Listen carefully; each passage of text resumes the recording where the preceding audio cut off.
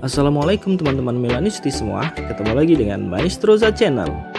Sebelum nonton video-video kita, jangan lupa untuk di subscribe dan tonton videonya sampai habis ya, supaya Maestroza bisa terus semangat berbagi info tentang klub kesayangan kita, AC Milan.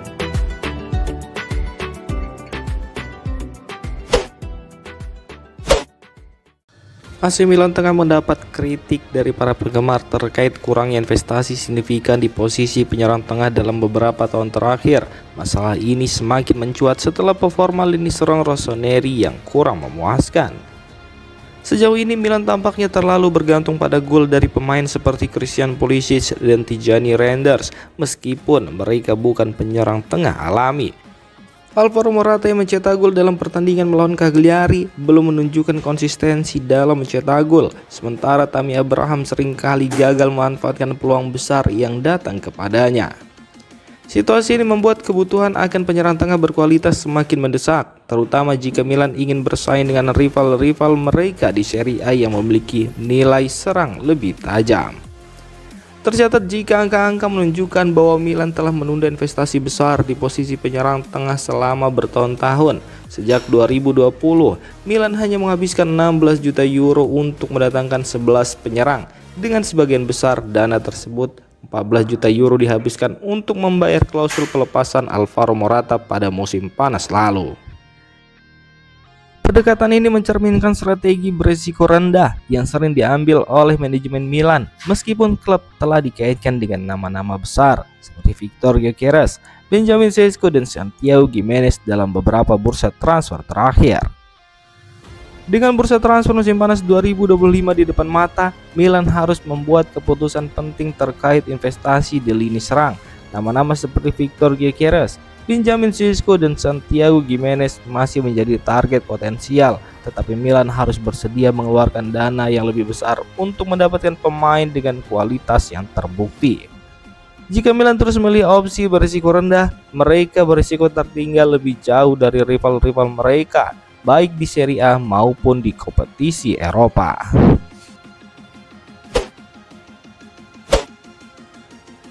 RB Leipzig telah memutuskan untuk membatalkan rencana peminjaman Noah Okafor dari AC Milan setelah hasil tes medis menunjukkan bahwa sang penyerang Swiss tidak akan tersedia untuk bermain dalam waktu dekat. Okafor sebelumnya diperkirakan akan bergabung dengan klub Bundesliga tersebut dengan status pinjaman, disertai opsi pembelian sebesar 25 juta euro. Namun, laporan terbaru dari Sky Sport Deutschland dan Sky Sport Italia mengungkapkan bahwa hasil pemeriksaan medis menjadi alasan utama pembatalan transfer ini. Noah Okafor yang meninggalkan AC Milan untuk menjalani tes medis di Leipzig pada hari Senin dinyatakan tidak cukup fit untuk bermain dalam waktu dekat akibat cedera otot yang dialaminya. Dengan pembatalan ini, Okafor akan kembali ke AC Milan setelah absen dalam 4 pertandingan Serie A terakhir karena masalah kebugaran. Penyerang berusia 24 tahun tersebut hanya mencetak 1 gol dalam 11 penampilan Liga musim ini, membuat kontribusinya untuk Milan cukup terbatas sejauh ini. Dengan pembatalan transfer ini tentu dapat mempengaruhi strategi transfer AC Milan, terutama dalam negosiasi mereka untuk mendatangkan Marcus Rashford dari Manchester United. Dengan Okafor tetap berada di klub, Milan mungkin harus mempertimbangkan kembali rencana mereka untuk memperkuat lini serang.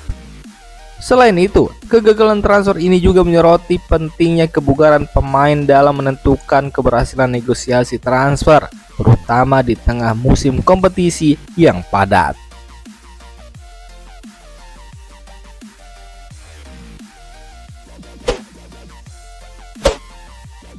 AC Milan menghadapi tantangan besar menjelang pertandingan penting Serie A melawan Juventus pada Minggu 19 Januari 2025 nanti di Stadion Allianz Turin. Rossoneri dipastikan tidak akan diperkuat di pemain kunci mereka, yakni Alvaro Morata dan Christian Pulisic karena alasan yang berbeda. Alvaro Morata yang menjadi salah satu andalan Milan di lini serang akan absen dalam laga melawan Juventus, mantan klubnya. Pemain asal Spanyol tersebut menerima kartu kuning dalam pertandingan melawan Como setelah melakukan tackle ceroboh terhadap Asane Diao. Kartu kuning ini membuatnya terkena akumulasi dan harus menjalani skorsing.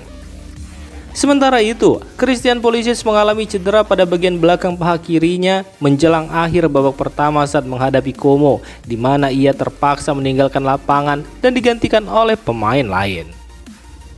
Meskipun tes medis lebih lanjut diperlukan untuk menentukan tingkat keparahan cederanya, laporan awal menunjukkan bahwa bintang tim nasional Amerika Serikat ini kemungkinan besar tidak akan tersedia untuk laga melawan Juventus.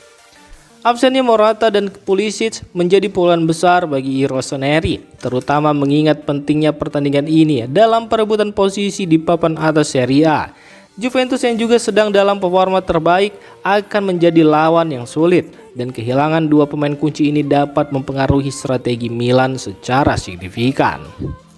Namun AC Milan sebelumnya telah menunjukkan kemampuan mereka untuk tampil solid melawan Juventus, seperti yang terlihat dalam kemenangan 2-1 di semifinal Supercoppa Italiana awal bulan ini. Rossoneri bahkan berhasil mengangkat trofi dengan kemenangan 3-2 atas Inter di final. Dengan absennya Alvaro Morata, Sergio Conceição kemungkinan akan mengandalkan pemain seperti Tammy Abraham atau Rafael Leao untuk memimpin lini serang. Sementara di posisi Pulisic, Milan mungkin akan memberikan kesempatan kepada Samuel Chukwueze atau Yunus Musa untuk menggantikan peran kreatifnya di lini tengah. Theo Hernandez mencatatkan namanya dalam sejarah AC Milan dengan mencetak gol penyeimbang dalam pertandingan melawan Como pada Rabu dini hari tadi.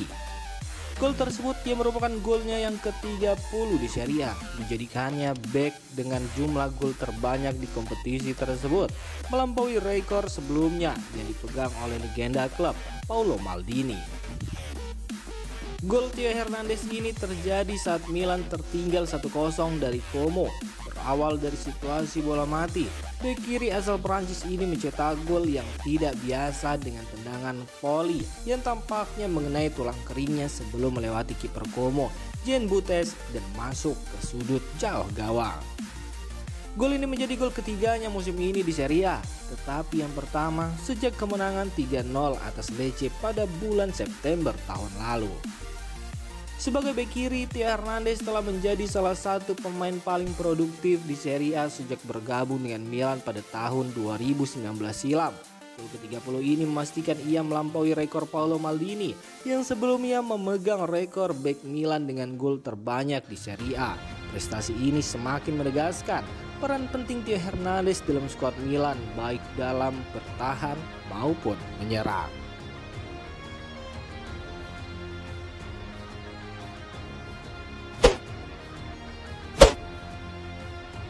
Demikian informasi dunia sepak bola terupdate hari ini. Untuk kamu yang gak mau ketinggalan seputar informasi sepak bola Eropa, silahkan like, subscribe, dan share video ini. Terima kasih.